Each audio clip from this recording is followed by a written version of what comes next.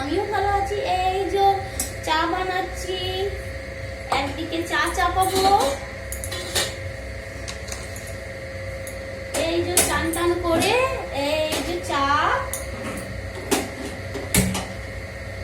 এই যে মটর চাপিয়েছি, এই যে আলু মটর দিয়ে ঘুগনি বানাবো আজকে, দিয়ে মুড়ি দিয়ে খাবো, আর লুচি পোটা কিচ্ছু করবো না।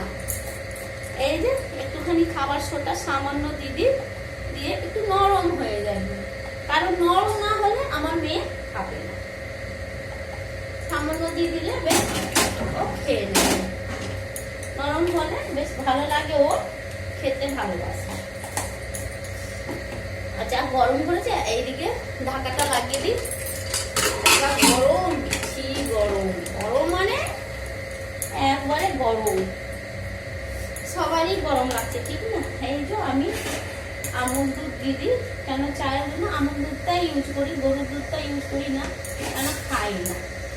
এটা আমার হাজবেন্ডের জন্য চা, চিনি ছাড়া।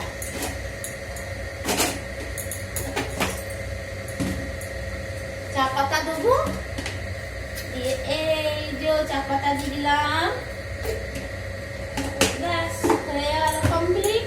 চাটা ফুটুক, কারা কারা চা খাবেন আসুন, সবাই ভালো থাকুন।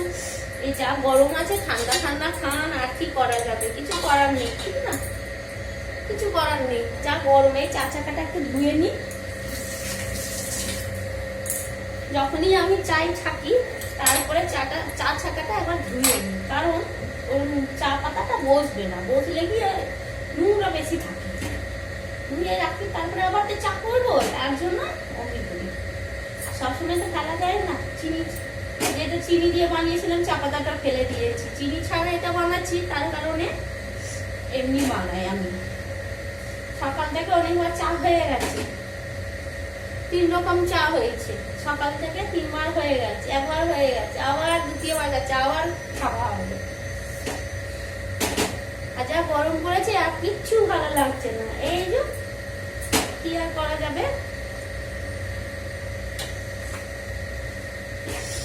আমার হাজবেন্ড আসবে, চাটা একটু ফুটুক তারপরে চা দেবো, ততক্ষণ মশলাপাতি করে নি। ঘুগনির জন্য আদা রসুন বেটে নি, এখানে না জল জল হয়ে গেছে, এটা পুছে নি, জল জল হয়ে গেলে না ভালো লাগে না বেশ।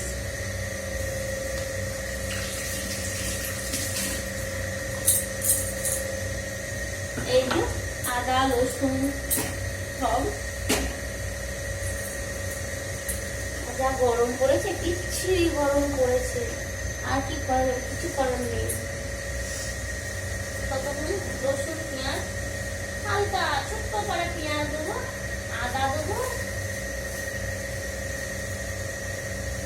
আজকে ভাবছি একবারে এই যে অল্প অল্প করে দেবো মশলা, বেশি আর দেবো না একদম। সেদিন একদিন বানিয়েছিলাম ঘুগনি, মশলাটা অনেক দিয়ে দিয়েছি, ভালো লাগছিল মানে আরো খুব ভালো, কিন্তু আজকে যা গরম পড়েছে না, আর বেশি মশলা দেবো না, অল্প দেবো। ওর কারণে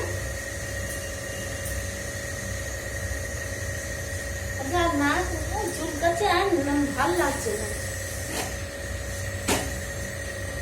বেশ টাটা, রাখছি, সবাই ভালো থাকবেন, সুস্থ থাকবেন।